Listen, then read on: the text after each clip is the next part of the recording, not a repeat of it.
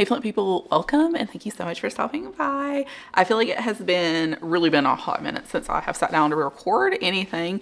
I feel like it feels much longer than it probably has been. I think it's been like 2 weeks, which is still a relatively long time. I try to stick to my like once a week upload schedule, a very loose tentative schedule of once a week. If you have not heard from my other videos, I do work full time and I'm also in school right now for cybersecurity. So those are kind of my priorities. I do my work stuff first, and then if I have energy, do my school stuff, and then if I have energy, that carries over to YouTube. So I feel like that evens out to about once a week that I feel like uploading and I have the time to upload. And I'm making videos because I actually want to, and not just because I feel like I have, not that I have to, but like, you know, I feel like I have to. I am in my last couple of semesters with school, so hopefully I will have more time and energy to invest in YouTube in the future because I love talking about my plants, you know, but sometimes I'm sure everybody can relate. You just don't have the energy for everything that's going on in your life, you know?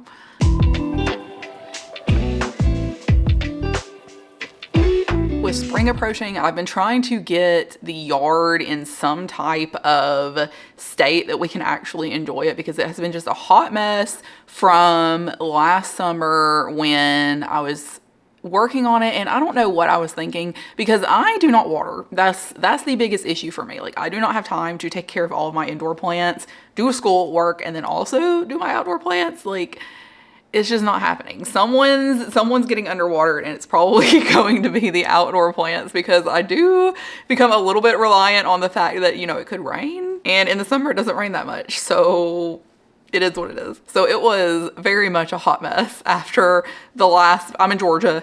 It gets very hot in the summer, and the plants that I had chose just were not drought tolerant. So this year the plan is we are going with very drought tolerant plants because I am much more self-aware this year, and I know that I am not going to water as much as I need to. So I've started the kind of like preparation process of getting things under control. I got some mulch laid down in some of the areas so it's not just like dirt that the squirrels are digging all through, driving me insane. And I got some fresh soil laid out in the one garden bed that I do want to go through and plant some drought tolerant perennials this year. So I feel pretty good about that, but that has also been consuming some of my time. So we'll see where we're at. I'm going to try to continue to upload once a week, but thank y'all so much for sticking around and everyone that has subscribed recently.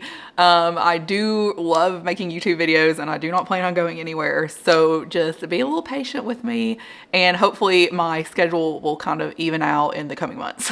Anywho, moving right along, we are going to do a little favorites video. Yes, I decided that I would talk about some of my February favorites. We're keeping it concise because I just feel like I've been in this mood. Maybe it's because my schedule's been kind of crazy, but you know, sometimes your plants just kind of get on your nerves. Like, you don't feel like dealing with their stuff for whatever they're going through, whether it be pests, slow growing, somebody needs to be repotted. I just have not been in the mood. You know, I've been busy and a lot of them have been getting on my nerves. They are doing okay generally. I feel like I've not really had to do a ton to keep on top of things. I just haven't been, you know, I always love my plants, but our interests kind of like shift. You know, we're not always going to be 1000% interested in our plants all the time, and my interests have just been elsewhere recently.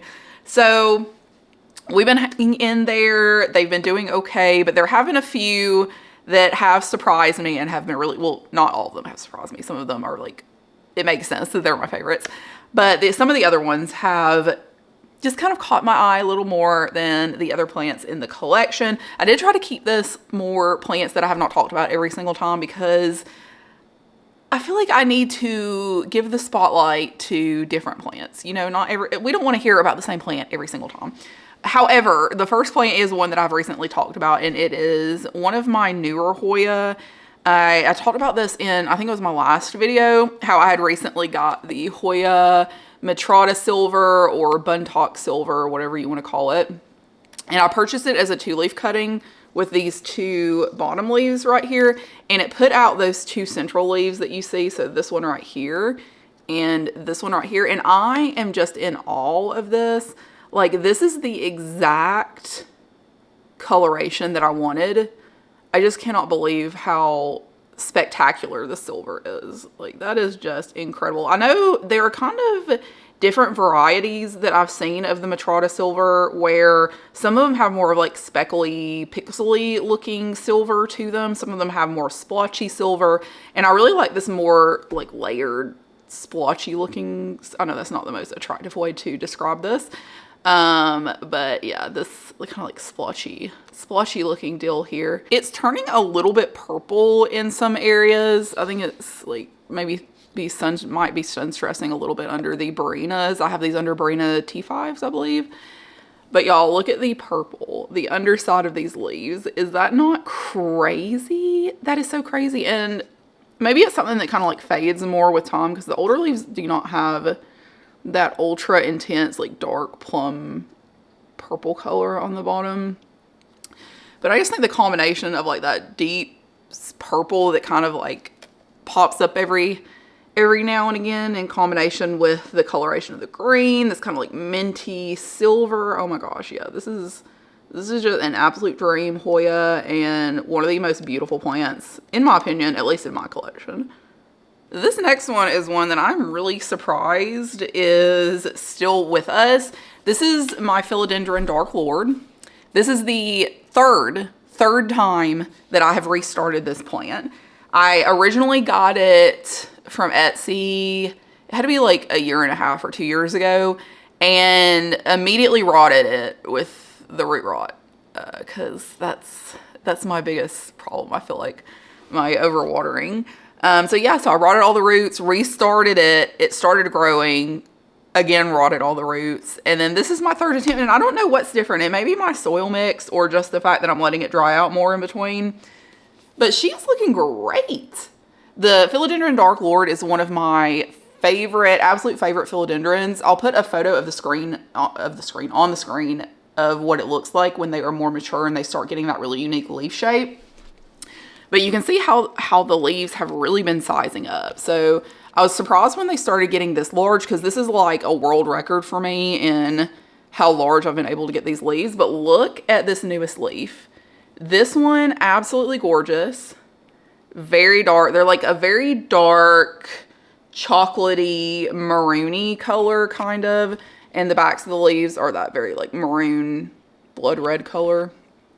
So pretty, but it has sized up so much. I actually had to move it. This was in my bathroom. I had to move it out of my bathroom into my main growing space, which is like my dining room area.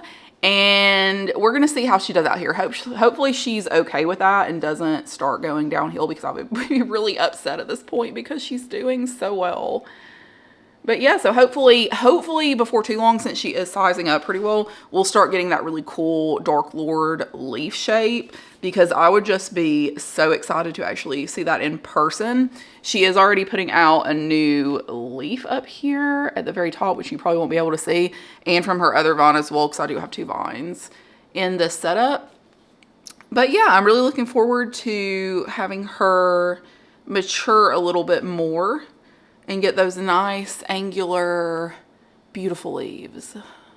Next up, let's talk about a couple of anthuriums. So the first one is my Anthurium papillium X1. And I had this for quite a while. It was doing a whole lot of nothing. It wasn't going downhill. It did have like the tip of a new leaf that was coming out, but it kind of just sat there forever. And it came with this leaf. The reason I really liked this one is it's one of those with the really pillowy texture to the leaves. Really gorgeous, deep green. And it does have a bit of a red sinus. You can see, I'll show you that new leaf in a minute, but you can see how deep red the new leaves come in.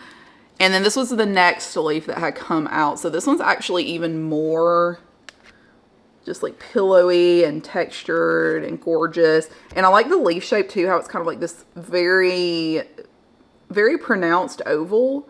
Like it's really staying consolidated into this oval shape with the lobes and everything.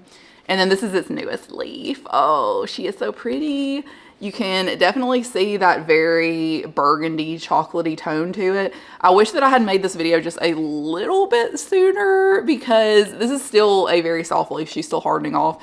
But when it was first coming out, y'all, oh my gosh, it was so beautiful. It has such a pretty maroon tone to the leaves for those emergents. Just absolutely phenomenal. And yeah, again, we're getting that like very pillowy texture. The venation is just beautiful. I think this is becoming one of my favorite anthurium. If I am very honest, oh my gosh, that emergent is just so pretty. How can you not love that? Next up, this is my anthurium, David Portillier Dreams. And honestly, I do not 100% know what the combination of this is. I think it's like luxurians and magnificum or something. But this is another one, like a really, really cool luxurians hybrid. Really gorgeous, very like jewel toned. Ooh, gross. I'm pouring water all over my foot. This very like jewel toned emerald green, which I think is absolutely gorge. Little pink sinus because the petioles are that kind of like pink rosy color, and that does come through on the sinus. And then this emergent leaf, I can't tell if this is picking up on camera. This is the most bizarre emergent to me. I don't know why. It looks like very matte and iridescent and almost like glowy. Isn't that crazy looking? I hope this is picking up on camera like what it actually looks like in real life. But oh my gosh, this is so pretty. I was really surprised. I don't know. I feel like the other emergent hadn't looked like this, or maybe I just missed it. It only gave me one previous leaf, which was this leaf right here, and it was already coming out when I got the plant. And it's taken a long time, so I did do like a repot, and I've been moving it around to try to figure out what it wants. But yeah, this emergent is just crazy looking. Like it looks like the iridescence of it makes it look almost completely flat. It's very bizarre. I wish that I could give you a better representation of this, but you know, some stuff just doesn't carry over on camera. But yeah, I'm very excited about seeing that one harden off because this one looked so good, but I really, really want the leaves to get bigger. Like I want to see what they look like with really big leaves that are like this. I have this in the middle of my dining table as like a very like central focus of my attention. So looking forward to the big pillowy luxuriancy leaves. This next one is more of an arrangement of plants. So I put 1, 2, 3, I think 4 different types of cane begonias in the same pot because I had 4 smaller ones and I've got a lot of plants. You know, you got to consolidate when you can. And I feel like cane begonias are a wonderful example of plants that work super well in the same pot together. You can make this kind of like arrangement of all these different types of begonia because for me, cane begonias tend to get kind of scraggly at the bottom. So it's nice to have different stalks of different types of leaves to kind of fill it out a little bit more. And then if I wanted to chop one back and propagate so that it fills out a little bit more on the bottom, I can kind of like alternate with that. I don't know if that makes sense. But anyways, the first one in here is my Begonia maculata. She is a trooper. She is a star. She has been regrown 75 times. That is not an exaggeration. And this is the best that she's ever looked for me, I think, because I've got a much better soil mix and I am keeping this right underneath my humidifier. So they have got great humidity. I'm keeping them watered.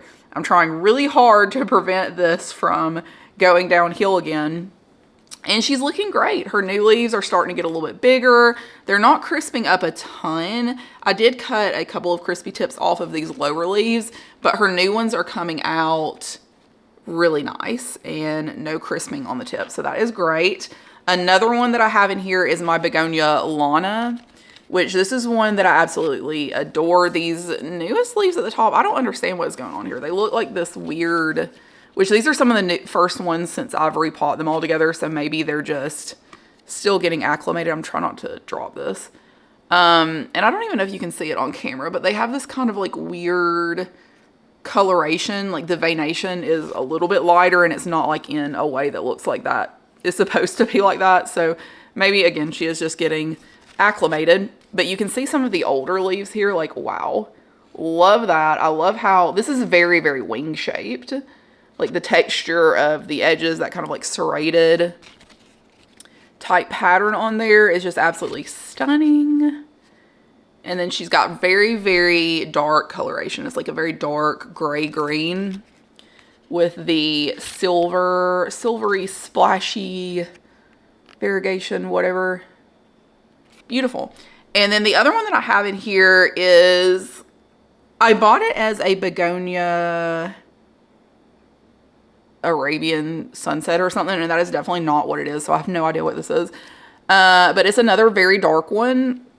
The difference with this one is the serrated edges are not as pronounced as the Lana, and the spots are hot pink and shiny. So that is so fun. She looks super dark. I feel like she looks way darker on camera right now than she is in real life.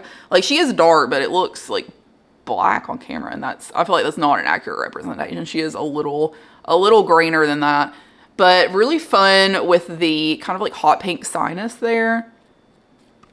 If anyone knows what this may be, I know you can't really tell super well because she is pretty small, but if anyone knows what that is, please leave it in the comments. But she's really beautiful. I did take a couple of propagations and stick them back down in here. I don't know if you can see some of the little baby leaves that are kind of sprouting in the middle, in the bottom there. And then the last one that I have in here is my begonia looking glass, which is another really beautiful one. This one is very silvery, dark veination with that hot pink sinus. So I just thought that was like a nice variety of different begonias to have in here all together. I've had to stake a couple of them up. I recently, again, took some propagations and stuck them back down in there. So it's not as tall as it was in the past, but it is still growing pretty well. And I just think it looks really good with all these different begonias in here together. Like, I can just turn this around, whichever begonia I want to look at, I can just turn it around. Like, okay, today's looking glass. Now we're going to be on Lana. Now we're going to be on Maculata. It's just fun. It's fun to have like a variety of what you're looking at, you know? All right, guys. And last one, this is a more recent orchid that I have not talked about. This is another one that I got at Lowe's. Shocker, shocker. And this is a BC Walter August. And this is another one that has, okay, so keep in mind, this bloom is going downhill. So this has been blooming for a little while. It already lost its other bloom that it had, and this is the one remaining bloom that is going downhill. And I don't know if you can see super accurately or if it's kind of washed out on camera, but it's gorgeous shape, but the lip is very slightly lavender just on the very tip with a little bit of purple speckling. And that's how the leaves are on the back here too. And I don't know the exact anatomy of the parts of the orchid, so if I call something the wrong thing, please forgive me. But it's almost like an ombre. So it starts very white at the top, and then as it goes towards the tip, it turns lavender, and then it has like lavender speckling, like a darker purpley lavender speckling. Just so incredibly beautiful. I find that I'm very, very attracted to this like light purpley color in flowers. So when I saw this, I was just absolutely in love. And again, it did have another bloom. I wish the other bloom had made it to this video. But she's actually growing a lot. Like, she has all these new shoots over here coming out at the base. And she's just been growing like crazy. I have her in my window in my orchid shelf. And her roots are growing. They look pretty good. So yeah, I'm hoping that before too long we'll get some more blooms, but I'm not super familiar with this orchid, so I don't know when it normally blooms or if it's going to continue to bloom through the summer or if she's kind of done at this point, but I will look forward to her blooms in the future. All right, y'all, that is all I have for you today. I know it's a little bit of a short one, especially for me who is a professional yapper. But again, you know, my schedule is just kind of busy right now, so I'm trying to fit this in where I can. I do have a few fun ideas for videos in the future, so hopefully those will come out before too long, according to how much time I have to devote into this. But I appreciate y'all so much for sticking around, watching my videos. If you like this video and you want to see more content like this from me, please like, please subscribe. It means so much to me and it helps the channel so much. And I will see y'all in the next one. Bye.